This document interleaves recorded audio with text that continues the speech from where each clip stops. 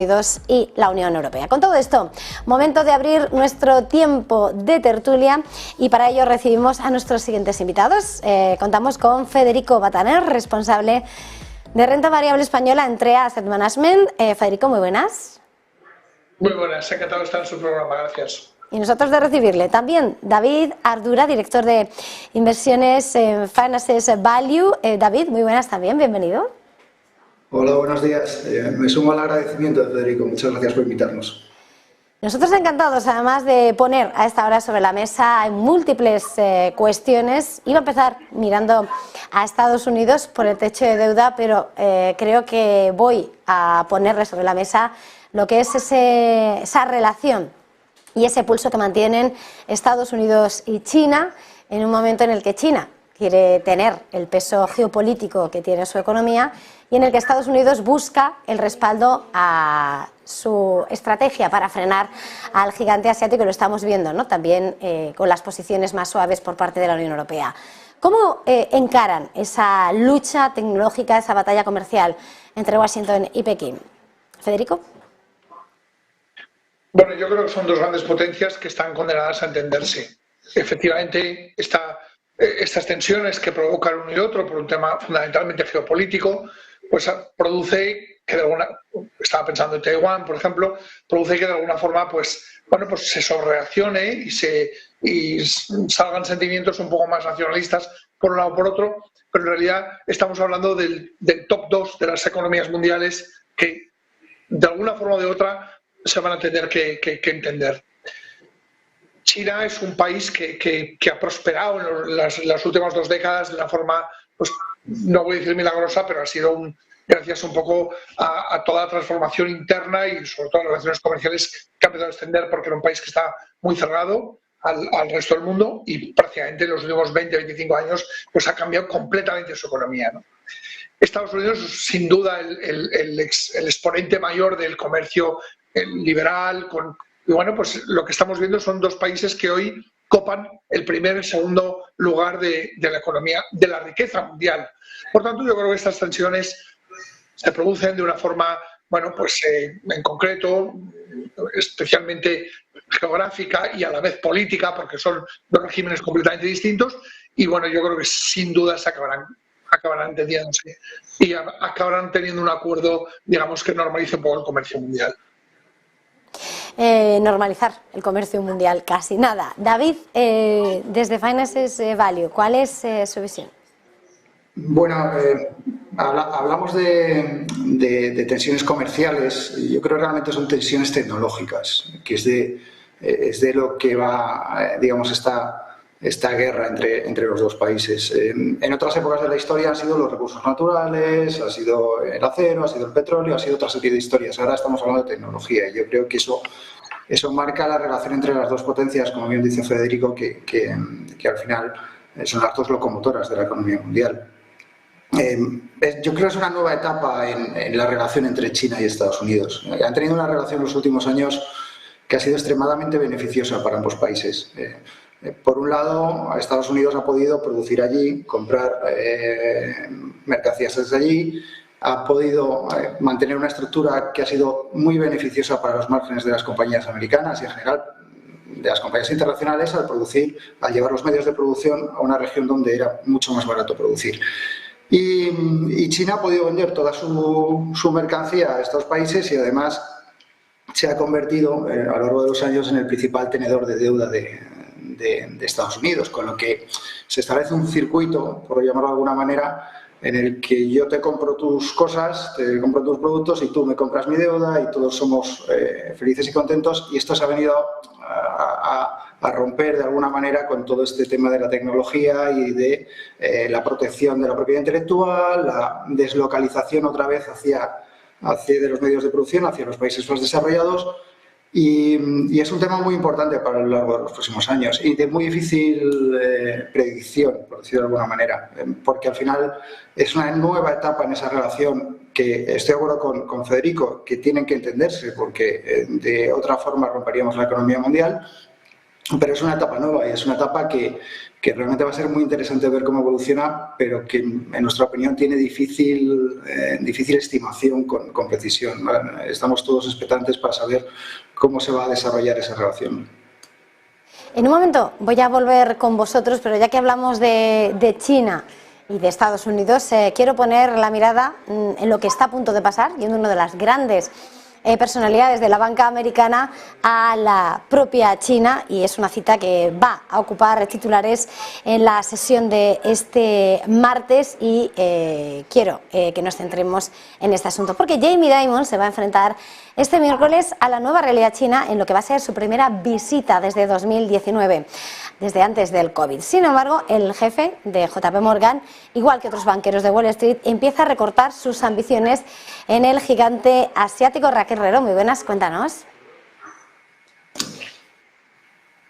60 billones de dólares. Ese es el jugoso sector financiero de China al que mira con ojos deseosos la banca de Wall Street. Pero más de 3 años después de la gran apertura financiera del gigante asiático, ahora los gigantes bancarios de Estados Unidos son cautelosos. Y es que tienen claro que esos sueños, esas expectativas de ganancias elevadas en el mercado chino son más esquivas que nunca.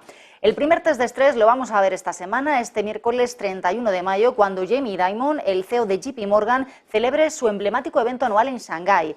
Este será el primer gran evento celebrado por la banca mundial en China continental desde que saliera de la política cero COVID, después de 3 años de eventos virtuales.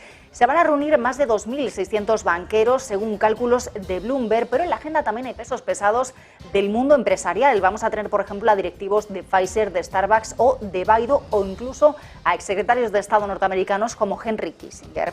Sin embargo, la realidad que van a encontrar es muy diferente a la del último evento presencial hace 4 años, antes de la pandemia, y con todas las crisis que hemos visto desde entonces. La economía china es una realidad, se recupera lentamente, más despacio de lo esperado y también más despacio de lo deseado por las propias autoridades nacionales. A esto se suman las medidas de Pekín contra las empresas extranjeras, sobre todo lo estamos viendo últimamente en el sector tecnológico, pero que hacen a la gran banca norteamericana repensar su estrategia en el país. Se están revisando objetivos de ganancias y también se están anunciando desde varias entidades recortes de empleo. En el caso concreto de JP Morgan, nos cuenta Bloomberg que ya se han recortado 30 puestos de trabajo.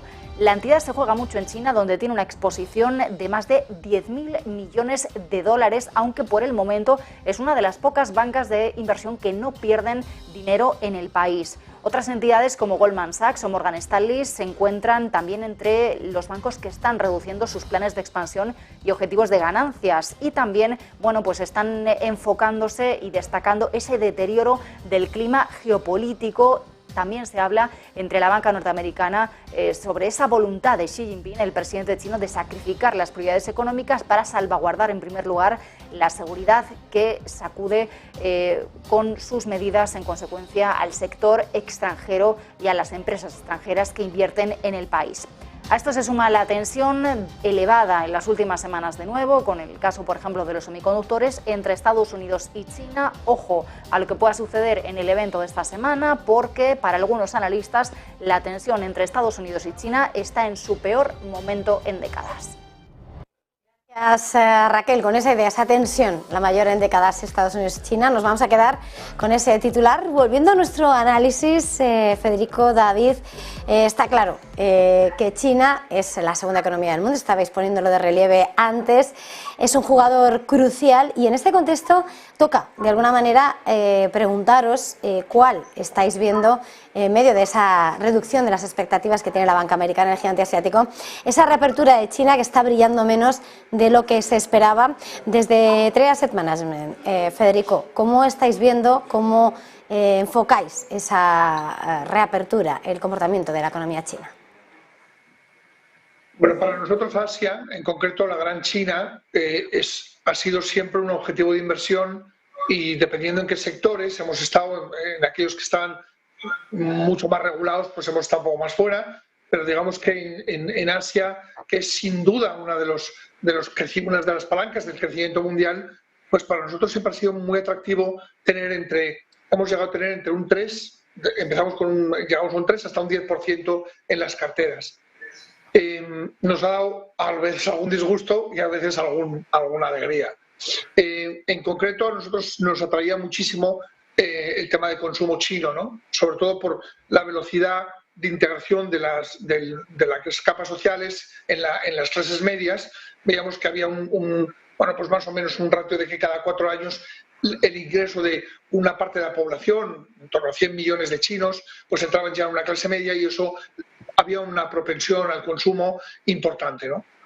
Aquí nosotros hemos tenido, pues bueno, pues no eran empresas de telecomunicación, eran empresas sobre todo de consumo, especialmente de e-commerce consumo, ¿no? Donde veíamos, bueno, pues que los números de estas compañías, y aún hoy siguen siendo pues compañías con unos ratios bastante fuertes.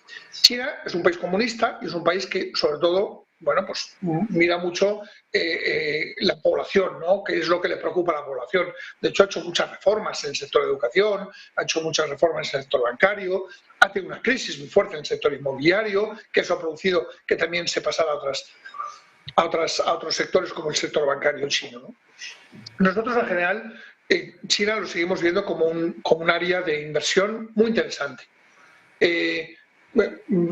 David hacía referencia hace poco que efectivamente hay una guerra tecnológica detrás, por supuesto. O sea, hay una guerra de chips, hay una guerra, bueno, hay mucho interés en que esa economía se desarrolle, sepa evolucionar por sí misma y no dependa de la inteligencia de otras economías o de la creación de otras economías, porque seguramente los chinos empezarían copiando cosas, ¿no? Y al final son capaces, sus ingenieros, sus matemáticos, sus físicos, son capaces de hacer productos y hacer, bueno, pues crear, digamos, productos muy interesantes para el consumo mundial. China es un país que todavía, después de estas 2 décadas o de estas últimas décadas, se ha desarrollado tan fuerte que ahora, claro, para todas las empresas del mundo, tener un pie en China es importante, ¿no? Por la cantidad de personas y de consumidores que hay en el país y un poco por las perspectivas. Nosotros seguimos creyendo que Asia en general, especialmente en China, sigue siendo un área muy importante de inversión. La parte, digamos, un poco, la parte regulatoria que incide mucho más, el gobierno, bueno, pues seguirá teniendo su presencia y nosotros pensamos que, bueno, pues esto tampoco debería hacer demasiado daño, ¿no? Las perspectivas de crecimiento de esta economía son fuertes, son elevadas y, bueno, pues de momento a nosotros nos sigue gustando en su determinado peso seguir expuestos en este área geográfica. David, desde Finance Value.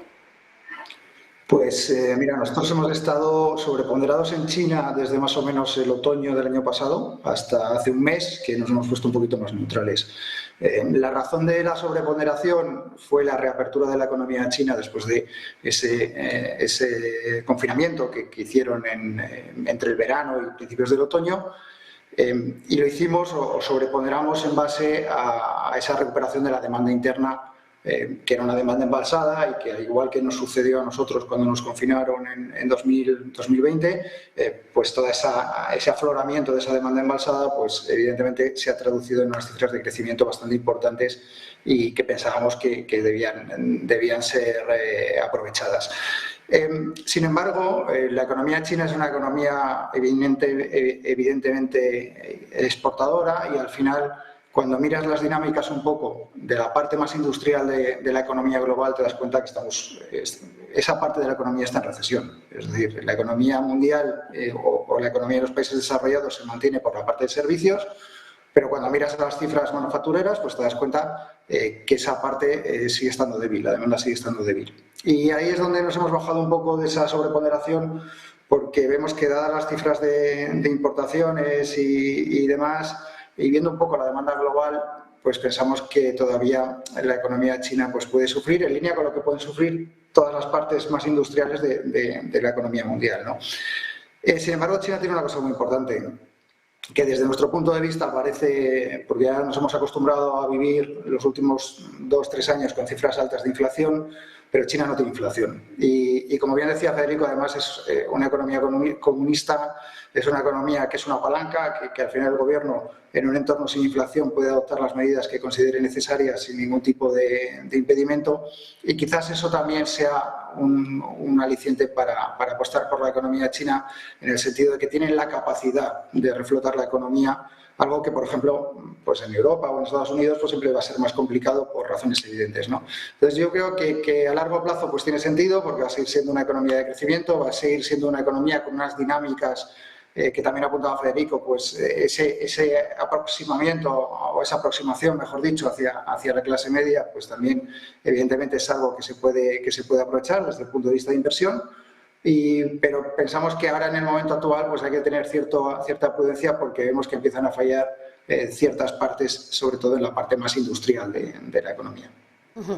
Estamos hablando de los grandes actores en el escenario geoeconómico, pero mirando a esos componentes, y nunca mejor dicho, querría que pusiéramos la mirada sobre uno de esos sectores que está cobrando ese protagonismo, primero en esa batalla tecnológica que, lugar a dudas, está en esos nanómetros, en esos microchips, y estamos en esa estrella fulgurante estelar de las últimas sesiones, como es Nvidia, empujando a toda la inteligencia artificial. A la hora de mirar esa estrategia, el diseño de la búsqueda de lo que va a ser crucial en el largo plazo, querría preguntaros, mirando a ese sector tecnológico, esa IA, ¿cuál es la presencia que le deis y cuál debe ser el protagonismo que se le conceda? Federico. Bueno, para nosotros el sector tecnológico es un sector muy transversal que afecta a todas las capas de la economía. Mejora procesos de producción, ahorro de costes, eficiencia en muchísimos procesos industriales. Quiero decir, es inevitable, ¿no? No podemos parar esta evolución porque la tecnología está en nuestras vidas, en muchísimas cosas, ¿no? Seremos cada vez más tecnológicos y es verdad que, bueno, pues un poco como en la medicina, ¿no? La evolución de este sector y de las tendencias pues son cada vez, bueno, pues más rápidas y no más complejas, pero sí más, de alguna forma, pues son más útiles y la inteligencia artificial hoy día ya está dejando mucha tecnología obsoleta, ¿no? Y hoy ya se puede utilizar esta inteligencia en muchísimos de nuestros programas que tenemos en casa o en el trabajo, ¿no? Está claro que para nosotros es un sector que, desde luego, claro, está considerado como un sector growth, para nosotros es un sector clave, es un sector transversal que afecta a todo y de alguna forma, bueno, pues no estar aquí para nosotros estaría equivocado. Y aquí sobre todo lo que nosotros distinguimos mucho es un poco la parte del valor que dan estas compañías, ¿no? Si es un tema más de nube, si es un tema más de desarrollo de software, si es un tema mucho más, por ejemplo, de protección viral o protección, un anti-spyware, o sea, seguridad de la red. Bueno, pues aquí tenemos muchas compañías que hacen cosas muy concretas y las hacen muy bien. Y esto, pues, para nosotros es un sector, digamos, que es clave y que en algún momento hemos estado muy sobreponderados y ahora estamos, bueno, ligeramente sobreponderados, pero ya tenemos muy claro y muy matizado qué compañías son y qué retorno están dando y cómo están. Por ejemplo, en el negocio de los microchips, me parece que la inteligencia artificial solo ha utilizado los microchips de Nvidia, o por lo menos por los resultados que han salido, parece que esta compañía pues ha sido una gran, digamos, bueno, pues ha sido muy positivo para ellos el estar fabricando todo esto. Aquí hay mucho que hacer, hay mucho que desarrollar. Yo creo que todavía es un sector que puede dar retornos y valor a los accionistas muy importantes. Y David, para terminar, vuestra visión. Pues muy en línea con lo que dice Federico. Yo creo que junto con la transformación energética son las dos grandes dinámicas para los próximos 15, 20 años, si no surge ninguna otra por el camino. Pero sí que es verdad que cuando pasan estas dinámicas tan transformacionales, y estoy pensando también, por ejemplo, en lo que pasó con las compañías de Internet hace 20 y tantos años, 23, 24 años, todo lo que suene inteligencia artificial no tiene por qué ser una inversión rentable. Y eso pasó con Internet. Cualquier cosa que ponía Internet en su denominación social o cualquier utilización de Internet para su negocio, de repente las compañías volaban, ¿no? Y aquí podemos caer un poco en la misma trampa, porque si uno piensa cuáles eran las compañías punteras hace 25 años en este tema de Internet y ves cuáles son las que han quedado, pues se da cuenta que hay un proceso de selección natural que acaba eliminando gran parte de esas compañías, ¿no? Y en inteligencia artificial pues puede pasar lo mismo porque es un poco el mismo caso. Es una tendencia totalmente transformacional, es algo que va a cambiar nuestra vida durante los próximos 15 o 20 años y ahí nuestra idea siempre es apostar por los líderes. Y y apostar con sentido común, con cabeza. Son compañías que siempre van a cotizar caras por ese perfil de crecimiento que comentaba Federico, y que además, pues bueno, cuando no paras de crecer, no paras de innovar, no paras de consolidarte como un líder en un sector, pues evidentemente vas a cotizar siempre caro. Pero hay veces que merece la pena pagar esa prima por estar en un líder, por estar en una compañía muy sólida, y donde somos más escépticos es en esas compañías pequeñas, en los pequeños unicornios que igual se revalorizan un 1000%, que en 3 años han cerrado. Y eso sí que para nosotros no es una apuesta. Para nosotros preferimos ir a las compañías, que Nvidia es una de ellas, pero hay muchas más, que son líderes, que son sólidas, que evidentemente no nos van a dar ese 1500% en un año, pero sí que pensamos que es una inversión que por ese perfil de crecimiento siempre va a ser un poco más rentable que otras, y que sobre todo estás en el líder y en la compañía que tiene barreras de entrada y en el negocio de calidad dentro de un sector que nos parece muy interesante. Pues muchísimas gracias a los dos por este tiempo de análisis, por acompañarnos esta mañana. Ha sido un verdadero placer. David Ardura, director de inversiones en Finance Value, y Federico Bataner, responsable de renta variable española entre Asset Management. Un placer, gracias a los dos, feliz jornada y feliz negocio. Gracias. Muchísimas gracias, Rodolfo.